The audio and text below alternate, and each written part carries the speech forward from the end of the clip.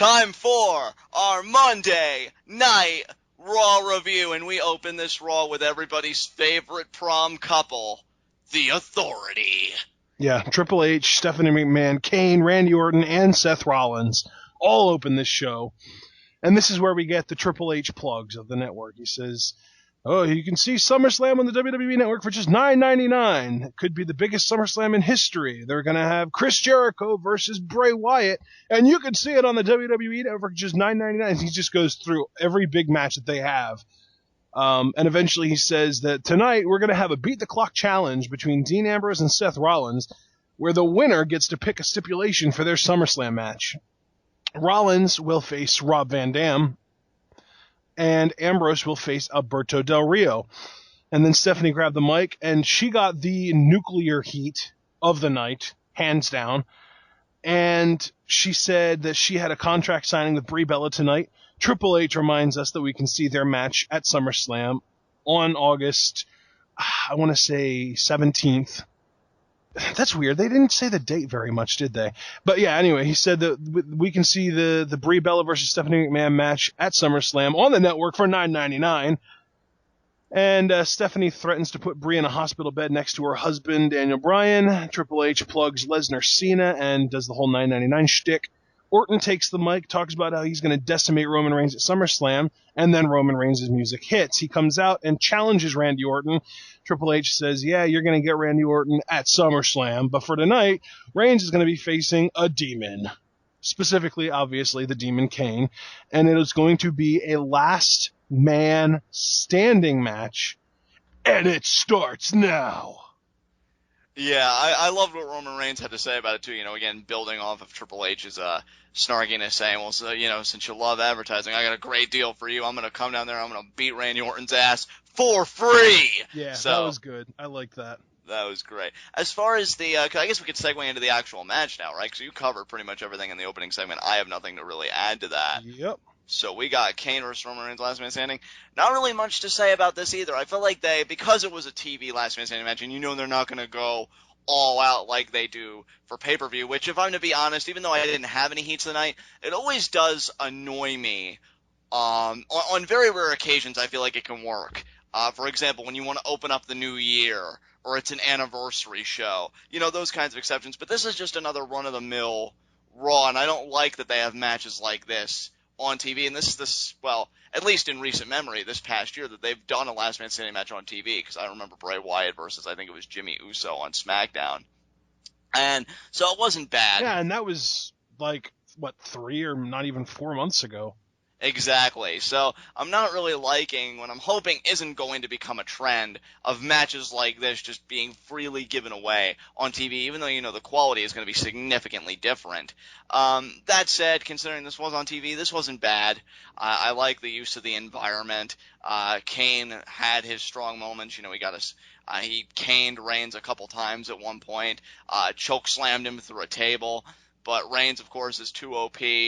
What I liked about this, though, is that Reigns wins this match without even really using any weapons, because his spear pretty much put Kane down for a 10 count. So He's pretty OP, I guess, right now. That's how powerful Roman Reigns is that his regular finisher maneuver can keep a man down, especially a man like Kane, who is built up as this demon, this monster, for a 10 count. When keep in mind, when Daniel Bryan beat him in Extreme Rules and hit his running knee to the face, Kane pretty much instantly sat up after getting pinned. And that was also being put through a flaming table, by the way. So, yeah. So, Roman Reigns too OP? I'm beginning to fear it. I'm beginning to fear it. I hope not, but I'm not holding my breath. All right. Do we have anything else left to say about this match? I don't, and if you don't, we can move on to the next segment. Okay. Up next, we had one of the two Cena Lesnar hype videos. Not even going to talk about that. We did end up getting a Sandow 60 on the app during one of the commercial breaks around this time. And I don't remember anything that he said word for word, but I do remember he closed out with something like, I am an alchemist because everything I touch turns to gold. And that was awesome. I'm so glad that WWE is at least given him this platform, because even though it is just an Intercontinental Championship feud that I don't expect him to come out on the winning side of, Dolph seems to be in a better place after he really cut very passionate promos on the app. Maybe Sandow can have a similar turnaround. Hey, he's got a platform, which is more than guys like JTG could say when they were still employed with the company. So I'm going to grasp onto it. I think that's awesome. I think that closing line was awesome. It makes me a little bit envious that you have the app and I don't. I wish I could get it somehow, but it's out of my hands, so maybe I'll look on the internet for it. But yeah, that's great. All right. So we did end up getting Damien Sandow in a matchup next, but he was dressed up in full Oklahoma Sooners football garb. He comes out, starts cutting promo on how Oklahoma owns Texas, and starts yelling "Boomer Sooner, Boomer Sooner." And next thing you know, what is the name of the WWE's ring announcer, John? I completely forget. Justin Roberts? Thank you. Justin Roberts announces that Sandow's opponent is a former United States Olympian, former world heavyweight champion, and is from Austin, Texas.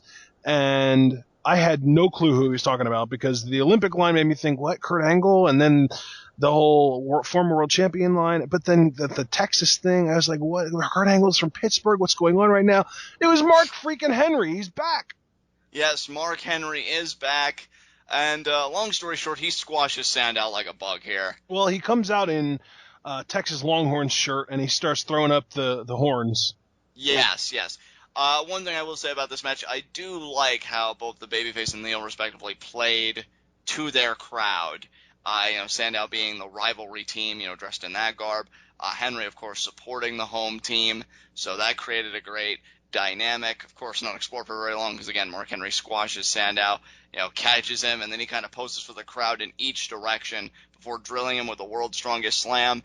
We can never complain about things we don't get on this show, which is why I wouldn't even call it a nitpick. But I will say I was really wishing for Henry to maybe cut a promo, talk about what it felt like to be back, and then we would get the emergence of Xavier Woods and what everybody's been calling the New Nation, because I've been hearing that he's going to be within their ranks soon. But if they want to do a slow build to that, that's fine. If they're not even going to do it at all, I'm just happy to have Mark Henry back, period.